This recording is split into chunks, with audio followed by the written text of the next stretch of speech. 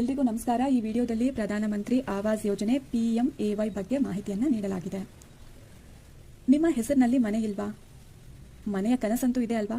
ಹಾಗಾದ್ರೆ ನಿಮಗೆ ಪ್ರಧಾನಮಂತ್ರಿ ಆವಾಸ್ ಯೋಜನೆ ತುಂಬಾ ಉಪಯೋಗ ಆಗುತ್ತೆ. ಈ ವಿಡಿಯೋವನ್ನು ತಪ್ಪದೆ ನೋಡಿ. ಇದು ಸರ್ಕಾರದ ಮನೆ ಕಟ್ಟೋ ಸ್ಕೀಮ್ ಆಗಿದೆ. ಇನ್ನು ಎಷ್ಟು ಹಣ ಸಿಗುತ್ತೆ, ಯಾರು ಅರ್ಜಿ ಹಾಕಬೇಕು, ಹೇಗೆ ಹಾಕಬೇಕು, ಎಲ್ಲ ಮಾಹಿತಿ ಕೂಡ ಈ ವಿಡಿಯೋದಲ್ಲಿದೆ. ಈ ಯೋಜನೆಯ ಪರಿಚಯದ ಬಗ್ಗೆ ಮಾತನಾಡೋದಾದ್ರೆ, ಪ್ರಧಾನಮಂತ್ರಿ ಆವಾಸ್ ಯೋಜನೆ PMAY ಆರಂಭ ಆದದ್ದು 2015ರಲ್ಲಿ.